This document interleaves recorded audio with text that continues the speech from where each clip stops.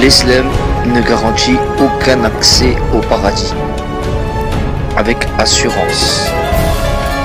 Mohammed lui-même ne savait pas où il allait demeurer et où il partait, si c'était en enfer ou au paradis. Les abeilles, la sourate 29 dit « Entrez donc par les portes de l'enfer pour y demeurer éternellement. Combien est mauvaise la demeure des orgueilleux. » L'orgueilleux est celui qui n'écoute pas la parole de Dieu, celui qui n'obéit pas au Verbe. La sourate 568 dit de nous tenir sur la Torah et l'Évangile, sinon nous nous appuyons sur rien de concret en termes de parole. La sourate de Myriam 1934, Aïssa étant désigné comme la parole de vérité, le Verbe dans le Coran. Et les bestiaux, sourate 115 nous dit que la parole du Seigneur s'est accomplie en toute vérité et équité et que nul ne peut modifier la parole du Créateur.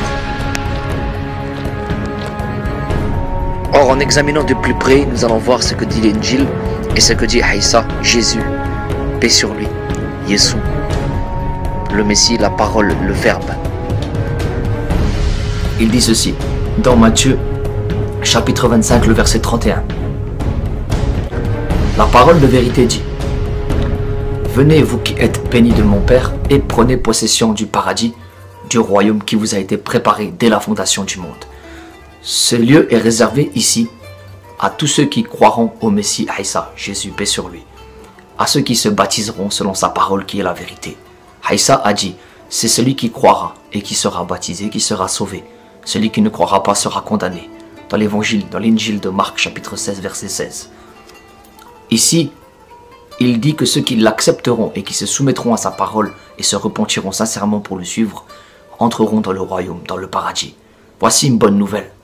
La bonne nouvelle que tous les croyants qui accepteront Yeshua puissent entrer maintenant dans le royaume qui s'appelle le paradis, qui est réservé aux pieux.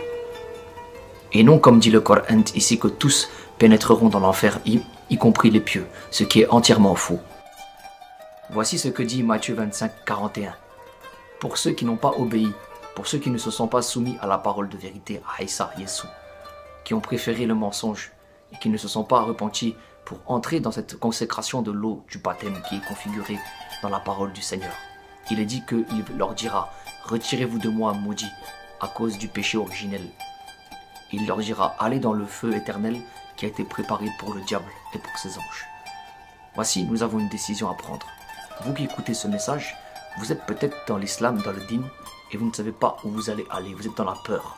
Vous vivez quotidiennement dans cette peur, et vous y avez conclu clairement que les sellettes, les ablutions et les pèlerinages sont pour vous l'entrée au paradis, mais vous ne savez pas. Vous êtes dans le doute, vous êtes dans la peur. J'aimerais vous dire aujourd'hui la bonne nouvelle de l'Injil, de l'Évangile. Yeshua, Issa, est venu pour sauver les pécheurs que nous sommes et nous faire entrer dans le paradis selon l'Injil. Nous devons nous conformer à ce que dit la parole de vérité. Nous devons ne pas douter de la parole de vérité, comme a dit le Coran dans la sourate de Myriam. Nous avons lu tout à l'heure, 1934, qu'il est la parole de la vérité. Il n'est pas la parole du mensonge. Et que nous devons nous conformer à la Torah et à l'Évangile. Toi qui écoutes ce message, je t'invite réellement maintenant, si tu as été touché par ce message, et que vraiment tu vas aller plus loin avec Aïssa, au travers de sa parole, t'engager dans le baptême à répéter cette prière avec moi.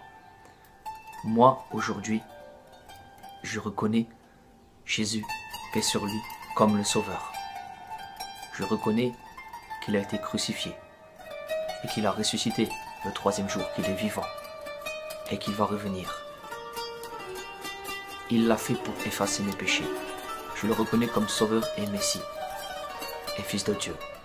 Je reconnais qu'il m'a sauvé. Je demande le Saint-Esprit. Prépare-moi une place dans ton royaume. Créateur, souviens-toi de moi quand tu seras dans ton règne. Inscris-moi dans ton livre de vie, que je puisse pénétrer dans ton royaume maintenant. Au nom de Jésus. Amen. Amen. Vous venez ici d'accepter clairement ici la bonne nouvelle. Et vous venez maintenant d'être parmi le peuple élu de Dieu. Vous vous êtes soumis à la parole de Dieu. Maintenant, je vous inviterai réellement à vous conformer à cette parole en vous baptisant et en cherchant des personnes qui pratiquent ce baptême d'eau d'immersion. Assalamu alaikum, bonne journée, bonne soirée et à bientôt.